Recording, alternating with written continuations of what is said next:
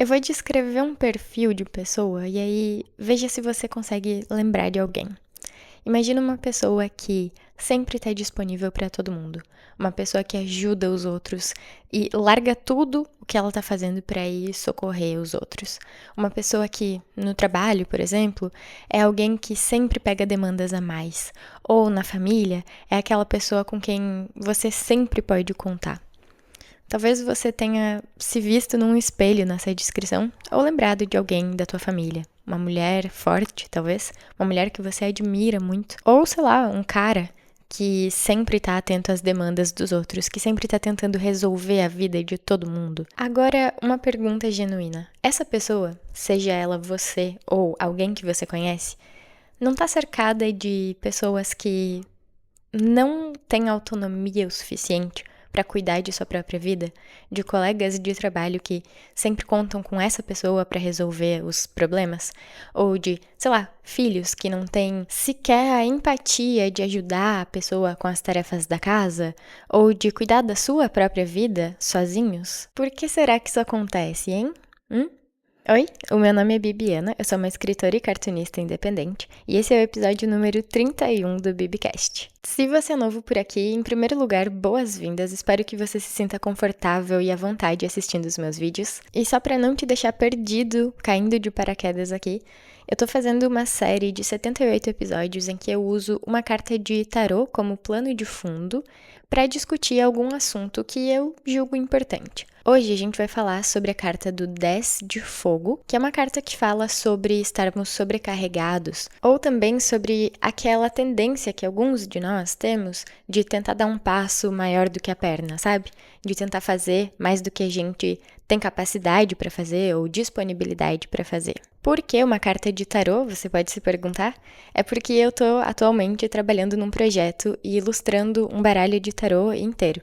E aí, aproveitei para unir essas duas coisas. Enquanto eu ilustro as cartas que eu tô fazendo, eu também aproveito e falo um pouco sobre a reflexão que surge a partir do estudo da carta e da sua ilustração. Esse paralelo que existe entre a pessoa que faz tudo por todo mundo e os outros que convivem com essa pessoa e geralmente não têm autonomia para resolver suas próprias questões, obviamente não é por acaso. Quando você tem uma pessoa na tua vida que resolve tudo por ti e que te deixa confortável em poder pedir ajuda, em não precisar solucionar as tuas questões sozinho, talvez você sinta que seja natural permitir que aquela pessoa tome a frente das coisas, porque afinal é a personalidade da pessoa, né? Enfim, aí você vai relaxando, ficando de boa, deixando que a pessoa resolva, porque afinal ela é melhor naquilo. A pessoa é melhor em resolver tudo, muito provavelmente, porque ela está ativamente experienciando isso, entrando em contato com problemas, tendo que solucionar eles. Enquanto a pessoa que está relaxada ali, de boa, deixando o outro tomar a frente, não precisa entrar em contato com essas experiências e, portanto, claro, não vai melhorar nelas. Agora, se você é a pessoa que faz de tudo por todo mundo, eu quero muito saber se você tem clareza das razões que sustentam essa tua postura. Porque o que eu observo muito nas pessoas que eu conheço e que têm esse perfil, digamos assim, é uma ideia de que elas só vão merecer amor, elas só vão ser validadas se elas forem úteis para os outros. Em alguns casos é isso. Em outros casos, é a ideia de que, coitadinhos dos meus filhos, eles não conseguem fazer isso sozinhos. Coitadinho do meu marido, da minha esposa, a pessoa não tem capacidade para lidar com isso, é muito estressante para essa pessoa. Às vezes, inclusive, é até aquela ideia perfeccionista de que eu vou fazer melhor. Se eu deixar nas mãos do outro, o outro vai ferrar com o que eu já fiz, já construí aqui nesse âmbito. Então é melhor eu fazer tudo sozinho, porque, enfim, o outro não é capaz. Eu definitivamente não sou a pessoa que faz de tudo por todo mundo. Então o meu raciocínio, ele chegou até essas 3 observações, mas talvez você tenha outras razões para agir dessa forma, ou você enxergue na pessoa que você conhece, que faz de tudo por todo mundo, outras razões que eu não vi e eu adoraria muito saber, inclusive se quiser comentar aí, agradeço. Na prática, no entanto, o que acontece quando alguém assume essa postura de deixa que eu faço sozinho, eu vou fazer tudo porque eu faço melhor, ou eu vou fazer porque eu quero ser reconhecido por isso, Na prática, o que acontece é que você está evitando que o outro sinta desconforto. E sabe, isso não precisa ser só na prática, em, por exemplo, resolver problemas para os outros. Pode ser muito mais sutil, talvez você faça isso e nem perceba. Agora, inclusive, eu vou me corrigir. Eu falei que eu não sou essa pessoa, mas tem alguns aspectos da vida que eu acho que eu tenho essa postura. Por exemplo, quando você está conversando com uma pessoa e a pessoa fala uma coisa totalmente constrangedora para você, tipo, te faz uma crítica meio passivo-agressiva, e aí você, pra não deixar aquele silêncio desconfortável, você dá risada, faz um comentário autodepreciativo, sabe? Pra não deixar aquela pessoa desconfortável. Isso também é assumir responsabilidade pelo outro. Você tá lidando com o desconforto que o outro causou, se colocando numa posição totalmente desconfortável, só pra não deixar ele experienciar aquele desconforto. Seja em qual contexto for, o que está acontecendo na prática é que você está assumindo responsabilidade pelo outro e, ao mesmo tempo que você faz isso, você está eximindo o outro da responsabilidade de lidar com suas próprias questões, com o desconforto que ele criou ou então com as responsabilidades práticas que ele tem na vida. Você pode achar que segurando a pessoa pela mãozinha e levando ela até os lugares que ela precisa ir, você está ajudando. Ah, não, tem pessoas que precisam desse incentivo. Tudo bem, eu acho que tem diferentes personalidades mesmo e tem algumas pessoas que vão precisar de um apoio maior do que outras. Tem perfis de pessoas mais independentes mesmo e, enfim, como eu não sou psicóloga, eu não sou dessa área do comportamento humano, eu não posso afirmar categoricamente que é errado você ajudar, prestar apoio às pessoas, e nem acho que seja.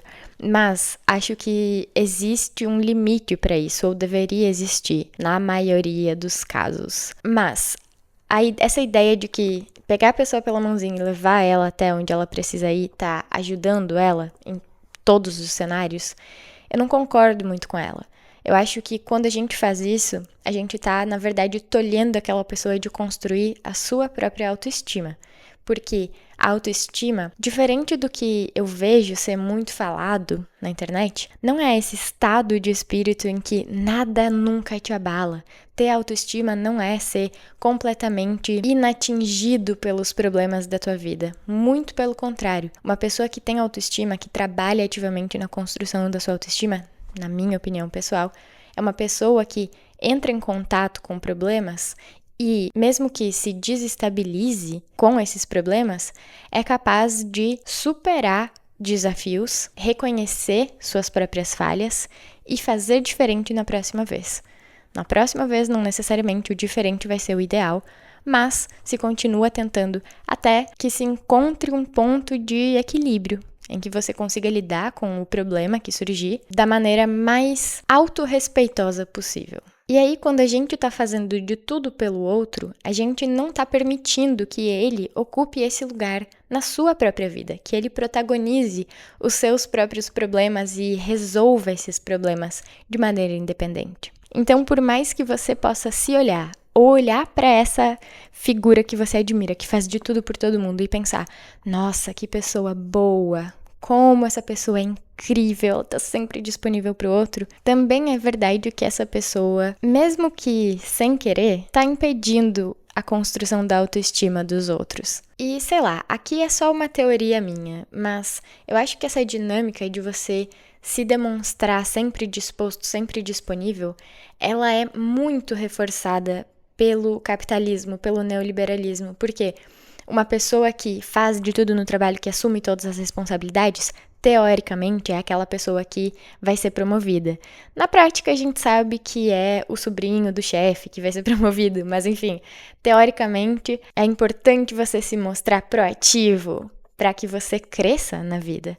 Então, da mesma maneira, a gente transfere essas dinâmicas para as nossas relações pessoais, eu acho. Mas claro que existem muitas outras perspectivas através das quais a gente pode analisar essa situação.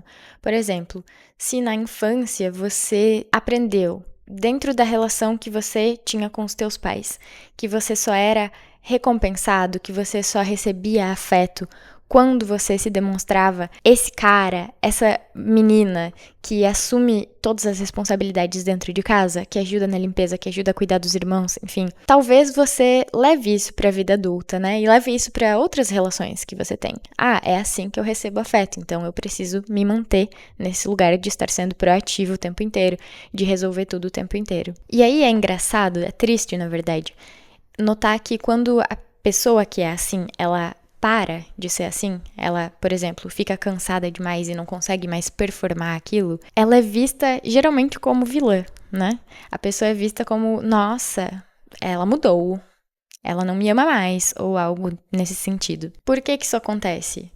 Da minha perspectiva, parece que isso acontece justamente quando você, ao deixar de fazer tudo pelo outro, você acaba tirando dele aquela muleta que ele precisava para andar. Porque, como ele não teve que entrar em contato com seus próprios desafios, afinal você estava lá por ele não construiu autonomia suficiente para caminhar sozinho, sem a muleta. Então, da perspectiva dele, acaba parecendo injusto. No tarô, o 10 de fogo representa visualmente essa dinâmica de carregar mais do que a gente consegue muito bem. Em muitos baralhos, esse arcano é representado por uma pessoa carregando várias estacas, sozinha, sem ajuda de ninguém. E, claro, tendo dificuldade de caminhar por conta disso, né? É muito peso para se carregar.